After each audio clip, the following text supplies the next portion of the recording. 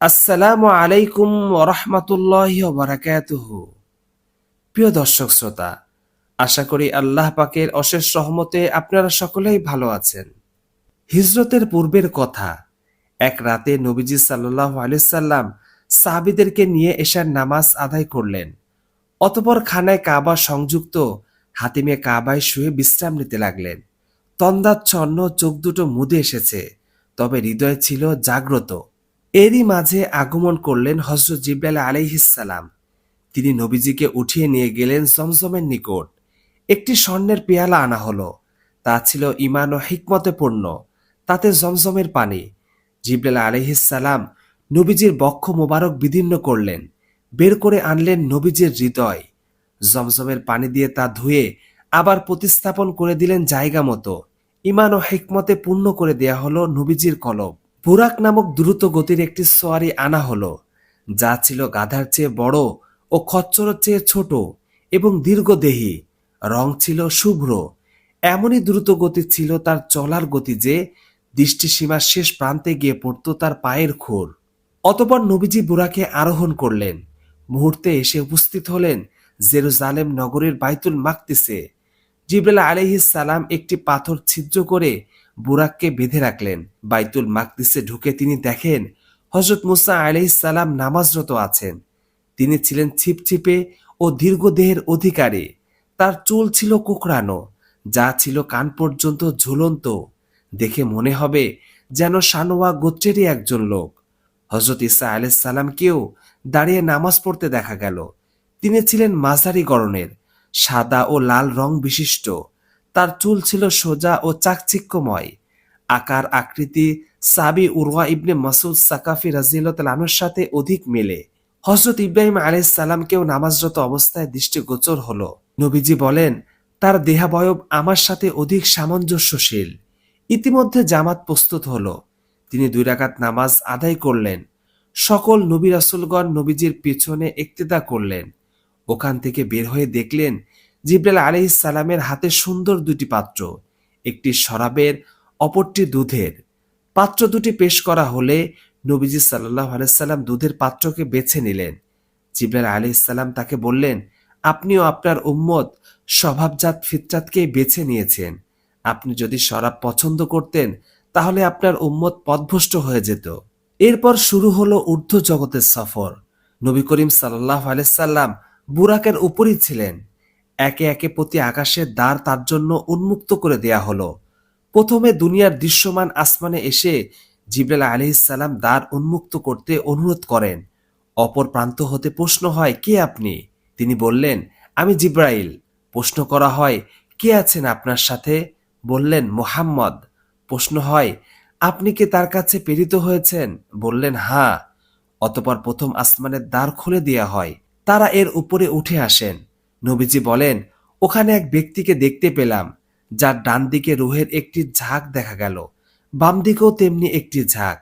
ওই ব্যক্তির ডান দিকে তাকালে হাসেন, আর বাম দিকে তাকালে ক্রন্দন করেন। তিনি আমাকে দেখে অভ্যর্থনা জানালেন এবং বললেন, মারহাবা হে মহান পুত্র, মারহাবা হে মহান নবী। নবী করিম সাল্লাল্লাহু আলাইহি সাল্লাম জিবরাইলকে জিজ্ঞেস করলেন, ইনি কে? তিনি বললেন, তিনি আদম আলাইহিস সালাম। তার ডান ও বাম দিকে যাদের দেখলেন তারা তার আওলাদ। ডান দিকে যারা তারা জান্নাতি, আর বাম দিকে যারা তারা দোজখী। আর তাই তিনি ডান দিকে তাকিয়ে হাসেন এবং বাম দিকে তাকিয়ে কাঁদেন। এরপর জিবরাইল আলাইহিস সালাম নবীজিকে নিয়ে দ্বিতীয় আকাশের দিকে ছুটলেন। সেখানেও দ্বার উন্মুক্ত করতে বলা হলে জিজ্ঞেস করা হলো, কে? তিনি জবাব দিলেন, জিবরাইল। প্রশ্ন করা হলো, আপনার সঙ্গে কে? তিনি উত্তর দিলেন, মুহাম্মদ। আবার প্রশ্ন করা হলো, তিনি কি নিমন্ত্রিত হয়েছেন? তিনি বললেন, হ্যাঁ, তাকে আনার জন্য আমি প্রেরিত হয়েছি। দ্বার উন্মুক্ত করা হলে সেখানে 2 খালাতো ভাই, অর্থাৎ হযরত ঈসা আলাইহিস সালাম ও ইয়াহইয়া ইবনে জাকারিয়া আলাইহিস সালামের সাথে সাক্ষাৎ হলো। তারা উভয়ে নবীজিকে মারহাবা বলে দোয়া করলেন। এরপর জিবরাইল আলাইহিস সালাম তাকে তৃতীয় আকাশে নিয়ে গিয়ে পূর্বের মতো প্রশ্নোত্তর পর্বের পর দ্বার উন্মুক্ত হলে সেখানে হযরত ইউসুফ আলাইহিস সালামের সাথে মোলাকাত হলো। আল্লাহ তাআলা তাকে গোটা রূপ সৌন্দর্যের অর্ধেকটাই দান করেছিলেন। তিনিও নবীজিকে মারহাবা বলে উষ্ণ অভিবাদন জানালেন।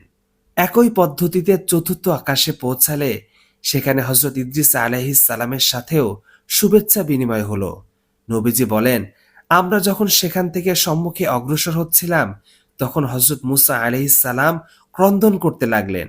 কান্নার কারণ জিজ্ঞেস করা হলে তিনি বললেন, এই যুবক আমার পরে প্রেরিত হয়েছে, তদুপরি তার উম্মত আমার উম্মতের চেয়েও অনেক বেশি জান্নাতে যাবে, এ কথা ভেবেই আমি কাঁদছি। সেখান থেকে নবীজিকে সপ্তম আকাশে নিয়ে যাওয়া হলো। সেখানে তিনি হযরত ইব্রাহিম আলাইহিস সালামকে দেখলেন। তিনি বাইতুল মামুনে ঠেস দিয়ে উপবিষ্ট। বাইতুল মামুর সেই স্থান যেখানে প্রত্যহ এমন ৭০,০০০ ফেরেশতা ইবাদত করার জন্য প্রবেশ করে যাদের পালা এরপর আর কখনোই আসে না। হযরত ইব্রাহিম আলাইহিস সালামও নবীজিকে দেখে অভ্যর্থনা জানালেন।